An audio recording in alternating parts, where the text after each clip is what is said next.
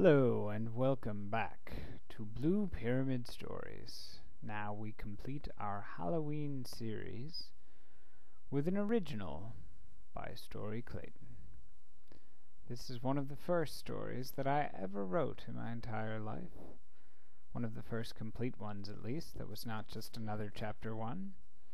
I wrote this in 1992 when I was 12 years old, and it was about a phrase that I had heard about an incredible blue pumpkin with roller skates.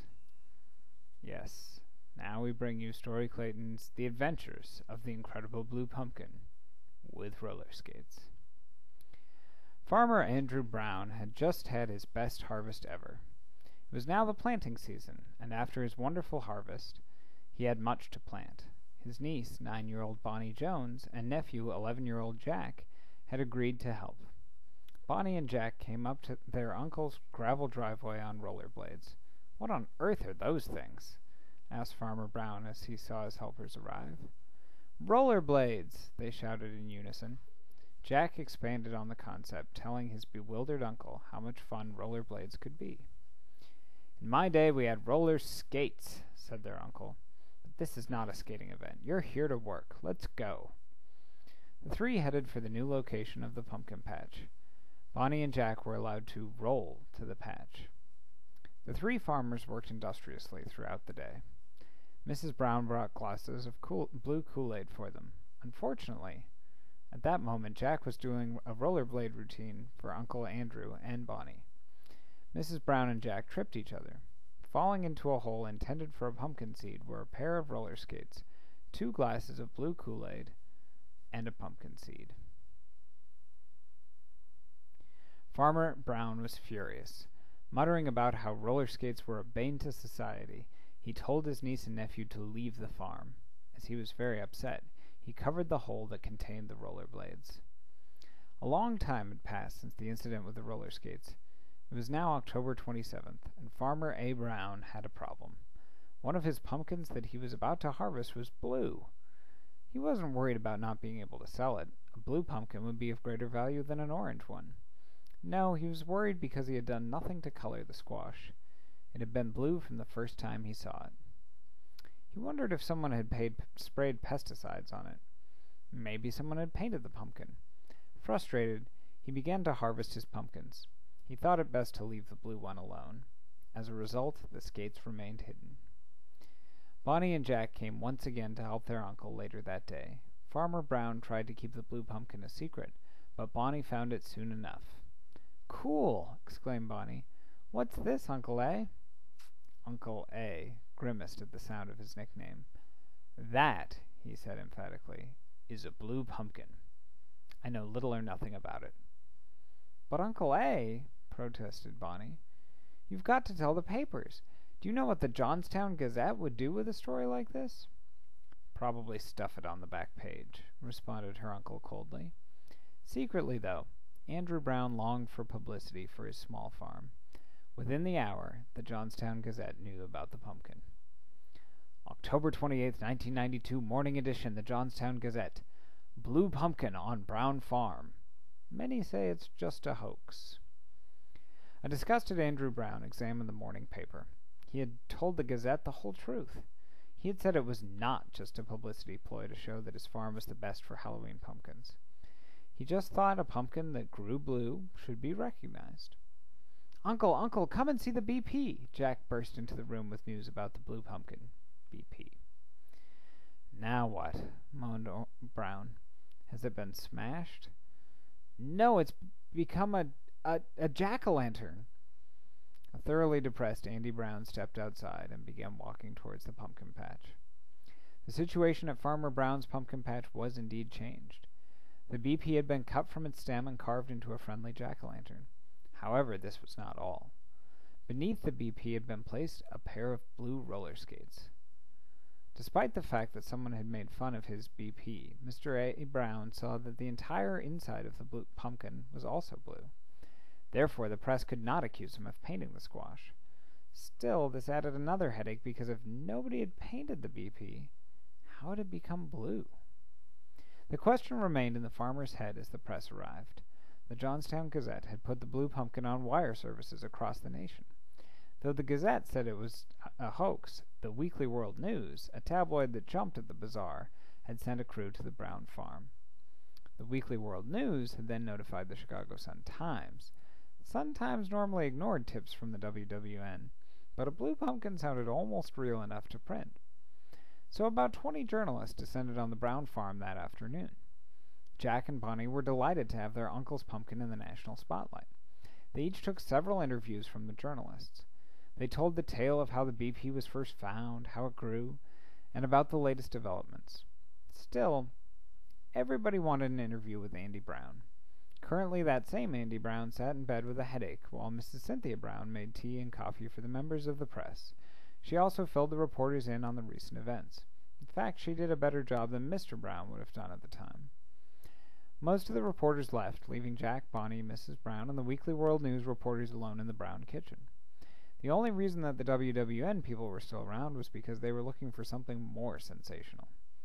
"Just skates?" asked WWN man Gerald Paulson. "Can't this pumpkin talk or do tricks or swallow frogs whole? This little squashy won't even make the front page."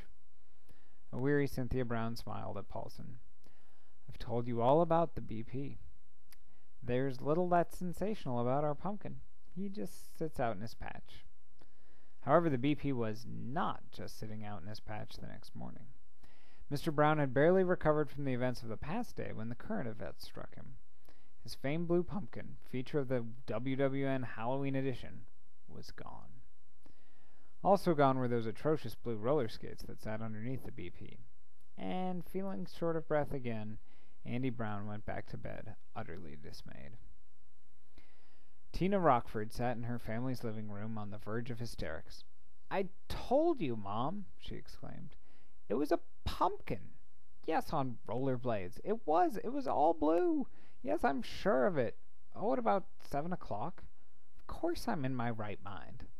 At that moment, Tina's father walked in with the morning paper. "Look at this. Have you two heard about a blue pumpkin with roller skates?" "Yes!" the two yelled in unison. "About as much as I can stand," added Mrs. Rockford angrily. "Tina here says she saw this thing skating down Main Street." Mrs. Rockford was disgusted. Mr. Bob Rockford looked at his 17-year-old daughter. "Did you say skating down Main?" He was taking an interest. A much calmer Tina sat down and explained her story to her father. She omitted nothing, telling of how her nightly jog had turned into a harrowing adventure. "It was just a big blue spot moving down Main," described Tina. "Then I saw the blue form was a pumpkin. It was clearly on rollerblades. I was amazed." "Didn't you chase it or follow it?" asked Bob Rockford. "Oh, yes. I started running after that pumpkin. Then it turned around, showing its carved face. I became excited. I ran home, but decided not to tell you. This morning, Mom asked about my jog, and I got all worked up about it." Tina completed her narrative. "Very interesting," commented Tina's father. "Could you draw this, skating pumpkin for us?" "I'll do my best." With that, T. Rockford set to work on a detailed sketch of the BP. By 3 o'clock, this sketch would be in the hands of the Chicago Sun-Times. BP mania was sweeping through the Midwest. Iowa's famed squash had made the front page of the Chicago Sun-Times. October 29th, 1992, morning edition, the Chicago Sun-Times. "Halloween's a-comin' with a blue pumpkin." The BP had also been a key to sales of the Weekly World News Halloween edition. And of course the Johnstown Gazette faithfully had BP updates. The October 29th edition had a 2-page full-color pullout featuring Iowa's famed plant. The NBC affiliate in Des Moines was scheduling a half-hour special on Halloween featuring the BP. New York Times editor Calvin Bell sat at his office. "The Midwest is practically rioting over this pumpkin," he said to himself, "and the Times doesn't even have a reporter on the story." Suddenly his fax machine buzzed. He responded quickly, and soon he saw a sketch coming through. After the sketch, which appeared to be of a pumpkin, came an eyewitness account of an Iowa teen seeing a blue pumpkin skate down the street. "That's it!" he yelled excitedly. "The BP! Our friends at the Sun-Times have sent us a story about that Iowa pumpkin. Yes!" Bell was on the phone to his co-editors in no time. It was an extremely slow news day, even in New York. Iowa's BP and the Blue Pumpkin's skating escapades would make the front page.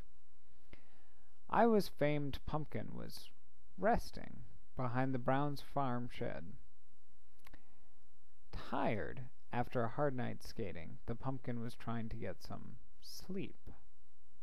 In the days that followed, it seemed the BP was everywhere at once.